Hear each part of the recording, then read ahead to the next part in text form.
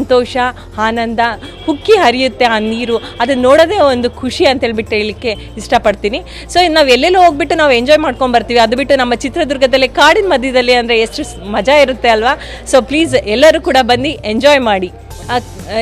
ಈ ಹಿಮದ್ಗಿರಿ ಫಾಲ್ ಕಾಡಿನ ಮಧ್ಯೆ ಇರೋದ್ರಿಂದ ಸಾಕಷ್ಟು ಮರಗಳು, ಎಂತೆಂಥ ಎಲ್ಲ ಜಾತಿಯ ಮರಗಳು ಇರೋದ್ರಿಂದ ಅದರಲ್ಲಿ ಆ ಬೇರಿನಿಂದ ಹರ್ಕೊಂಡು ಬರೋ ನೀರು ಎಲ್ರಿಗೂ ಕೂಡ ಉಪಯುಕ್ತವಾಗಿದೆ. ತುಂಬ ಜನ ಇಲ್ಲಿಗೆ ಬರ್ತಾ ಇದ್ದಾರೆ. ಸೊ ಇಲ್ಲಿಗೆ ಬಂದ್ಬಿಟ್ಟು ತಮ್ಮ ಕಾಯಿಲೆಗಳನ್ನ ಕೂಡ ಕಡಿಮೆ ಮಾಡ್ಕೊತಾ ಇದ್ದಾರೆ. ಇನ್ನು ಅಪರೂಪದ ಹಿಮವತ್ ಕೇದಾರ ಜಲಪಾತದ ನಯನ ಮನೋಹರ ದೃಶ್ಯವನ್ನ ಕಣ್ತುಂಬಿಕೊಳ್ಳಿಕ್ಕೆ ಜಿಲ್ಲೆಯ ಜನ ಮಾತ್ರ ಅಲ್ಲ, ವಿವಿಧ ಕಡೆಯಿಂದ ಜನ ತಮ್ಮ ಕುಟುಂಬ ಸಮೇತರಾಗಿ ಆಗಮಿಸಿ ಫುಲ್ ಎಂಜಾಯ್ ಮಾಡ್ತಿದ್ದಾರೆ. ಅಲ್ಲದೆ ಇಂತಹ ಬರದ ನಾಡಲ್ಲಿ ಹಿಮ್ಮತ್ಗಿರಿ ಫಾಲ್ಸ್ ಇರೋದು ಪ್ರವಾಸಿಗರ ಸ್ವರ್ಗವೇ ಸರಿ. ಆದರೆ ಬೆಟ್ಟ ಗುಡ್ಡಗಳ ಮಧ್ಯೆ ಇರುವ ಈ ಫಾಲ್ಸ್ ತಲುಪಲು ಆಡುಮಲ್ಲೇಶ್ವರ ಕಿರುಮೇಘಾಲಯದಿಂದ ಸುಮಾರು 3 ಕಿಲೋಮೀಟರ್ ಬೇಕು. ಹೀಗಾಗಿ ಇಲ್ಲಿ ಸೂಕ್ತ ಭದ್ರತೆ ಒದಗಿಸಿದ್ರೆ ಪ್ರವಾಸಿಗರ ಸಂಖ್ಯೆ ಕೂಡ ಹೆಚ್ಚಾಗಲಿದ್ದು ಹಿಮವತ್ ಕೇದಾರವನ್ನ ಪ್ರೇಕ್ಷಣೀಯ ಸ್ಥಳವಾಗಿ ಮಾರ್ಪಾಡು ಮಾಡಲು ಅರಣ್ಯ ಇಲಾಖೆ ಮುಂದಾಗಬೇಕು ಅಂತ ಆಗ್ರಹ ಕೇಳಿ ಬಂದಿದೆ.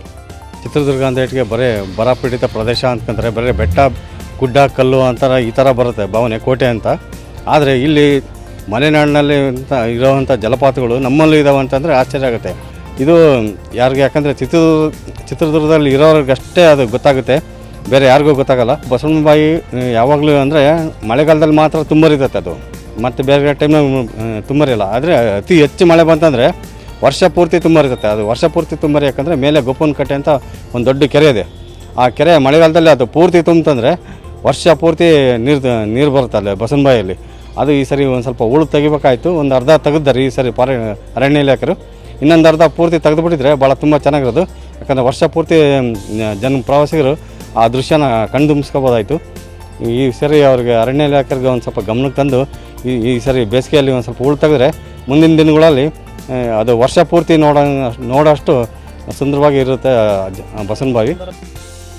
ಒಟ್ಟಾರೆ ಬರದ ಹಣೆಪಟ್ಟಿ ಹೊತ್ತಿದ್ದ ಕೋಟೆನಾಡಲ್ಲಿ ಸತತ 1 ತಿಂಗಳು ಸುರಿದ ಮಳೆಯಿಂದಾಗಿ ಎಲ್ಲರ ಚಿತ್ತ ಕೇದಾರ್ ಫಾಲ್ಸ್ನತ್ತ ಎಂಬ ಮಾತಿಗೆ ಇಂಬು ನೀಡ್ತಾ ಇದೆ. ಈ ಬರದ ನಾಡಲ್ಲಿ ಬಸವನ ಬಾಯಲ್ಲಿ ಮೈದುಂಬಿ ಧುಮ್ಮುಕ್ತಿರುವ ಅಪರೂಪದ ಹಿಮವತ್ ಕೇದಾರ ಜಲಪಾತದ ರಕ್ಷಣೆಗೆ ಈಗ ಅರಣ್ಯ ಇಲಾಖೆ ಅಗತ್ಯ ಕ್ರಮ ಕೈಗೊಳ್ಳಬೇಕಿದೆ.